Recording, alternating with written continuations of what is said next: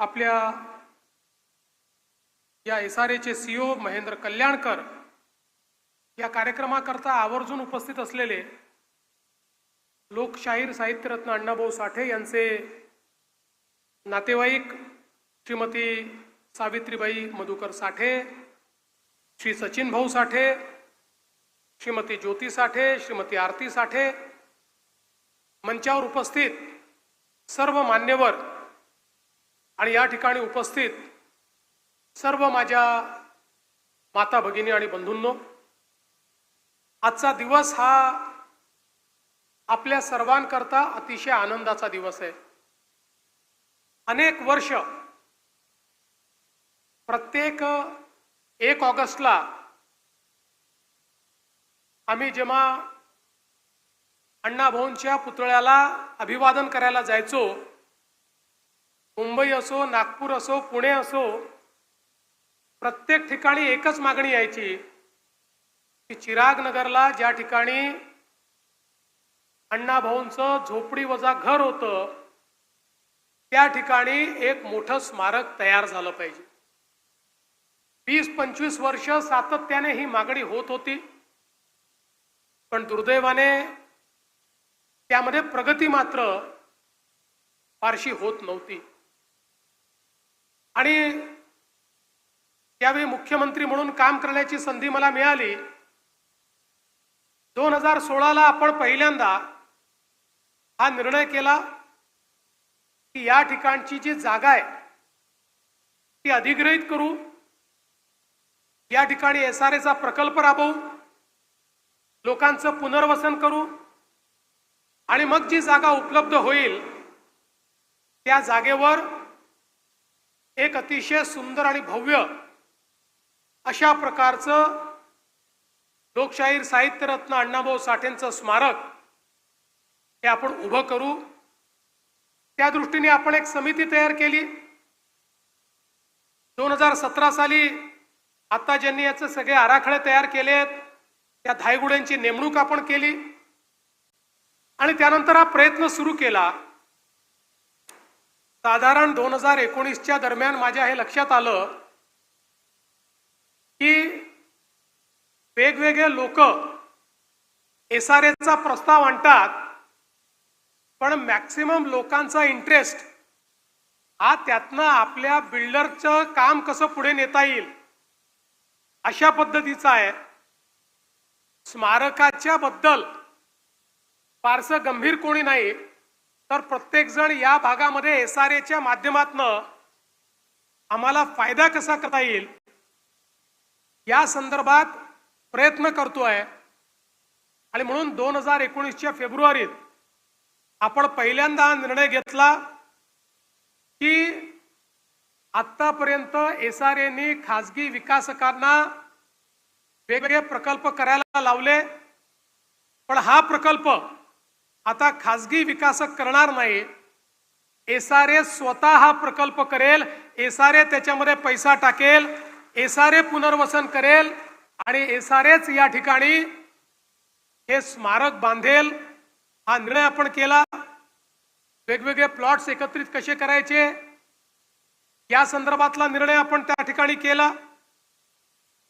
दुर्दैवाने 19च्या शेवटी सरकार गेल्यानंतर जवळपास 2.5 वर्ष या ठिकाणी फारसं काही काम होऊ शकलं नाही। जी काही कारणं राहिली असतील, मला कोणावर टीका करायची नाही, 1-2 बैठका झाल्या पण फारसं काही काम झालं नाही। पुन्हा 24ला शिंदे साहेब मुख्यमंत्री झाले, मी गृहनिर्माण मंत्री झालो आणि या कामाला पुन्हा एकदा आम्ही चालना दिली आणि सातत्याने पाठपुरावा करून याचे सगळे निर्णय आपण करून घेतले। या संदर्भात त्याचा आराखडा असेल, त्याला मान्यता देणं असेल, त्या ठिकाणी टेंडर काढणं असेल, पुनर्वसन असेल। हाही प्रश्न आला की पुनर्वसन करताना अपात्र लोकांचं काय करायचं। त्यावेळी आम्ही निर्णय केला की पात्र असो की अपात्र असो, अण्णाभाऊंचं स्मारक करायचं असेल तर ते स्मारक वंचितांना उद्ध्वस्त करून करता येणार नाही। त्यामुळे प्रत्येकाला या ठिकाणी त्याचं पुनर्वसन केलं पाहिजे आणि तशा पद्धतीनं ते पुनर्वसन आपण केलं।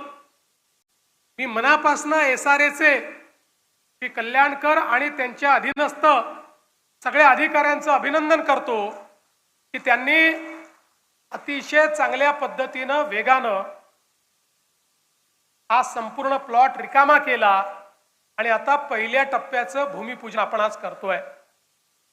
मला दोन लोकांचा उल्लेख या ठिकाणी निश्चितपणे केला पाहिजे। खरं म्हणजे मंचावरच्या अनेक लोकांनी यात खूप मोलाची मदत केली आहे, पण राम कदम जे आमचे इथले आमदार आहेत त्यांचा मी विशेष उल्लेख करेन, कारण रामभाऊंनी याच्या प्रत्येक पावलावर त्या ठिकाणी मदत तर केलीच, पण दुर्दैवाने पहिलं प्लॅनिंग हे चुकलं होतं आणि या ठिकाणी घर दुसरीकडे आणि स्मारक दुसरीकडे अशा पद्धतीचं प्लॅनिंग झालं होतं।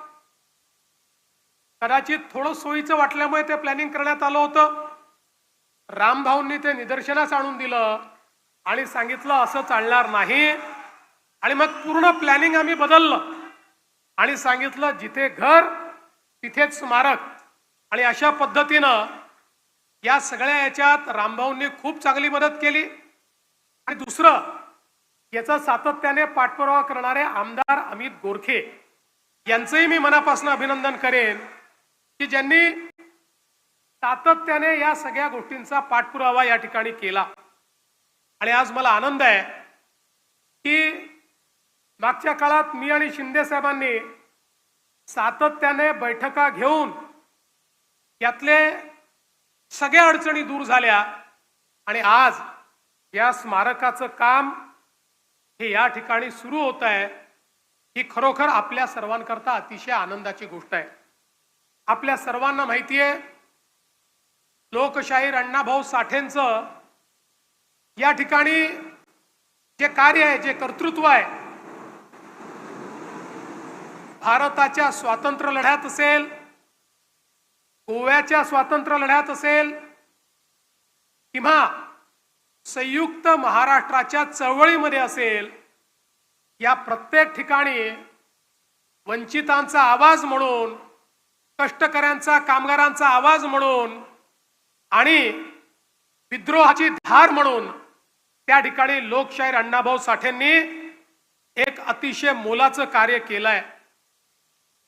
संयुक्त महाराष्ट्राच्या चळवळीत ज्याचा मगाशी उल्लेख झाला की लोकशाहीर अण्णाभाऊ साठे आणि शाहीर अमर शेख या जोडीनं ज्या प्रकारे सामान्य तरुणांच्या रक्तामध्ये सळसळ उत्पन्न केली आणि सामान्य तरुणाईला रस्त्यावर आणून एक प्रकारे त्या चळवळीचा भाग बनवलं, आणि ज्यावेळी अतिशय दमनकारी नीती या चळवळीत चालली होती, तत्कालीन केंद्रातलं सरकार, राज्यातलं सरकार रोज लाठीचार्ज करायचं, मोठ्या प्रमाणात दमन करायचं, लोकांना मारहाण व्हायची।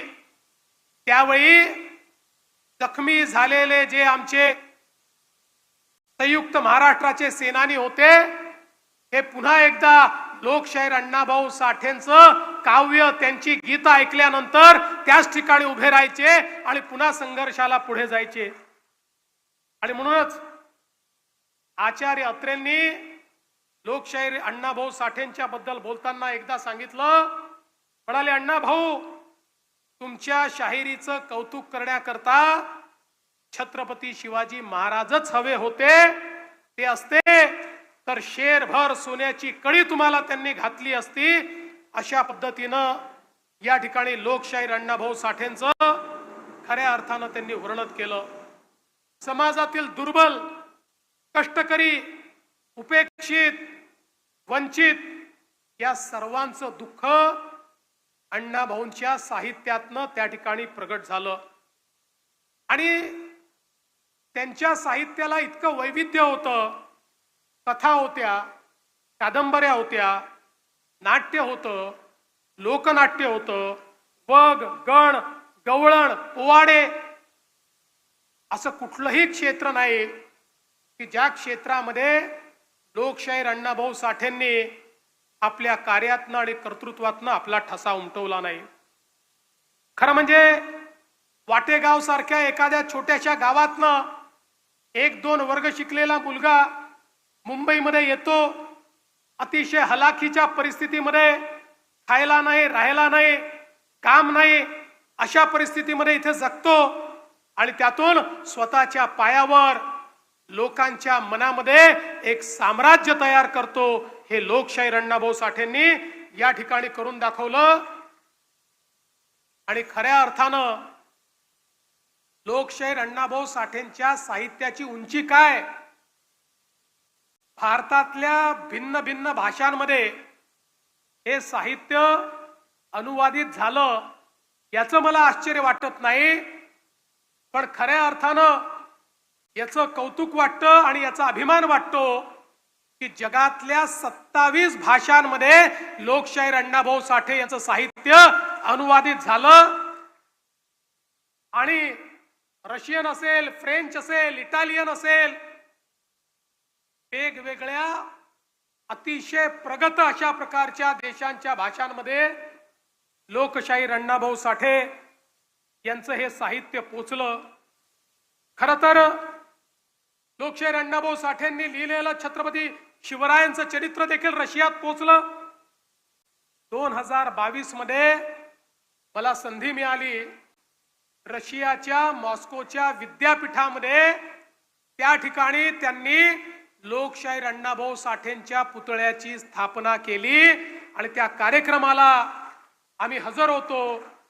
आठवले साहेब आपण देखील त्या ठिकाणी होतात. आणि त्यावेळी त्या रशियाच्या युनिव्हर्सिटीच्या लायब्ररीमध्ये लोकशाहीर अण्णाभाऊ साठेंच्या साहित्यावर कन्व्हेन्शन झालं आणि त्या कन्व्हेन्शन मध्ये रशियन बोलणाऱ्या, रशियन रहिवासी असलेल्या अनेक साहित्यिकांनी त्या प्रकारे अण्णाभाऊंच्या संदर्भात, त्यांच्या साहित्याच्या संदर्भात आपली मतं व्यक्त केली. आमचा सर्वांचा ऊर भरून आला, अभिमानाने आमची छाती मोठी झाली की आपले लोकशाहीर अण्णाभाऊ साठे हे दिग्विजयी झाले. त्यांनी संपूर्ण जगामध्ये आपलं साहित्य हे त्या ठिकाणी पोचवलं. आपल्याला कल्पना आहे की या ठिकाणी फकीरासारखी त्यांची कादंबरी अजरामर झाली. जो फकीरातला नायक फकीरा आजही सामान्य माणसाच्या व्यथांना अभिव्यक्ती देतो आणि केवळ अभिव्यक्ती देत नाही तर लढण्याचं सामर्थ्य देखील देतो. त्यामुळे त्यांनी जे साहित्य निर्माण केलं ते त्या काळाला सुसंगत तर होतच, पण त्यांचं साहित्य कालजयी आहे, ते आजही तेवढंच सुसंगत आहे. आणि म्हणूनच महाराष्ट्र सरकारने निर्णय करून त्यांच्या साहित्याचे खंड हे प्रकाशित करण्याचा आम्ही निर्णय केला. आणि आपल्याला माहिती असेल मागील वर्षीच आम्ही त्यातले काही खंड हे त्या ठिकाणी रिलीज देखील केले. अण्णाभाऊंचं हे जे काही साहित्य आहे हे सामान्यातल्या सामान्य माणसापर्यंत पोचलं पाहिजे आणि त्यांनी जो दिलेला मंत्र आहे तो मंत्र सर्वसामान्यांच्या जीवनाचा मंत्र झाला पाहिजे, याकरता हे सगळे प्रयत्न आपण केले. शिंदे साहेबांनी मगाशी सांगितलं की आपल्या सगळ्यांची मागणी होती की या ठिकाणी पार्टीप्रमाणे आरटीची निर्मिती केली जावी आणि निश्चितपणे त्या ठिकाणी आम्ही आरटीची निर्मिती केली. आणि आरटीच्या माध्यमातनं आज मला अतिशय आनंद आहे, त्यावेळी आमच्या एका छोट्या भगिनीचा आम्ही सत्कार केला जी IAS ची परीक्षा पास झाली आणि आपल्या समाजातनं ही मुलगी आज IAS मध्ये गेली. पण माझी आपल्या सर्वांना विनंती आहे, एकीकडे साहित्यरत्न अण्णाभाऊ साठे आहेत, खरं म्हणजे आमच्या मातंग समाजामध्ये तर कलावंतांची कमतरता नाही आहे. कलावंतांची खाण कुठे शोधायची असेल तर आमच्या मातंग समाजामध्ये गेलं तर ती खाण आपल्याला त्या ठिकाणी पाहायला मिळते. पण त्याच वेळी आज आवश्यक काय आहे? आवश्यक आहे आपल्या समाजाला शैक्षणिक दृष्ट्या, सामाजिक दृष्ट्या, आर्थिक दृष्ट्या आपल्याला कसं पुढे नेता येईल.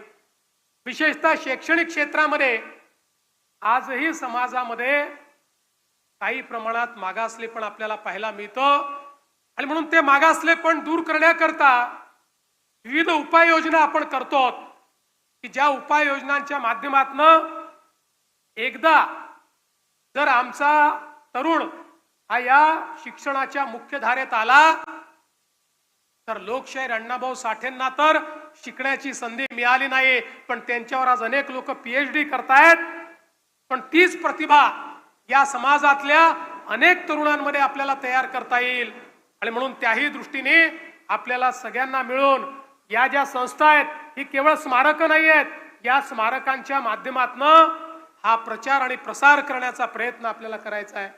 मला आनंद आहे की याच्यामध्ये टप्पा 1 ला नौदलाच्या परवानगीची प्रश्न होता तो आपण सोडवलाय. टप्पा 2 करता आता नौदलाची परवानगी काही अडचणी आहेत त्याही आपण त्या ठिकाणी सोडवू आणि अतिशय चांगल्या पद्धतीनं हे स्मारक या ठिकाणी करू. मला याही गोष्टीचा आनंद आहे की मागच्या काळामध्ये शिंदे साहेबांनी आणि आम्ही ज्यांना आपण भारतीय इतिहासामध्ये क्रांती गुरु म्हणून ओळखतो ते लहुजी वस्ताद साळवे यांचंही अतिशय महत्वाचं स्मारक हे पुण्यामध्ये तयार करायची सुरुवात केली. मी आताच लोखंडेंना विचारत होतो, ते समितीचे अध्यक्ष आहेत, त्यांनी सांगितलं 65% काम आता पूर्ण झालेलं आहे आणि लवकरच तेही स्मारक हे आपण पूर्ण करू. भारतीय स्वातंत्र्याच्या इतिहासामध्ये सर्वात जास्त स्वातंत्र्य सेनानी तयार करणारे जर कोणी असतील तर ते क्रांतिगुरु लहुजी वस्ताद साळवे होते आणि म्हणून या क्रांतिगुरूंना देखील अभिवादन करण्याचं काम या ठिकाणी आपण करतो. मी आज या निमित्ताने SRA ला एकच गोष्ट सांगणार आहे, तुम्ही आता सगळं काम वेगाने केलंय, पण मी तुमच्या टाइमलाईन बघत होतो त्यावेळी स्मारकाचं उद्घाटन तुम्ही 4 वर्षांनी ठेवलंय. 4 वर्षांनी नाही, जुलै 2029 ला याचं उद्घाटन करायचं आहे आणि मी आजच शब्द देतो जुलै 2029 ला जर तुम्ही उद्घाटन केलं, शिंदे साहेब आणि मी या ठिकाणी माननीय पंतप्रधान नरेंद्र मोदीजींना उद्घाटनाकरता घेऊन येऊ आणि त्यांच्या हस्ते या स्मारकाचं उद्घाटन या ठिकाणी आम्ही केल्याशिवाय राहणार नाही. मी पुन्हा एकदा आपल्या सर्वांचं मनापासून स्वागत करतो, SRAच्या अधिकाऱ्यांचं मनापासून अभिनंदन करतो. मंचावरची सगळी नेते मंडळी, आमचे पालकमंत्री या ठिकाणी असतील, आशिषजी, आमचे सचिन अहिरजी, मंगल प्रभातजी, विशेषतः आमचे सामाजिक न्याय मंत्री, या प्रत्येकाने या कामामध्ये मोलाचा वाटा उचललेला आहे. त्यामुळे त्या सगळ्यांचे मनापासून आभार मानून मी माझे 2 शब्द संपवतो. धन्यवाद. जय हिंद, जय महाराष्ट्र, जय भीम, जय लहुजी. धन्यवाद फडणवीस साहेब.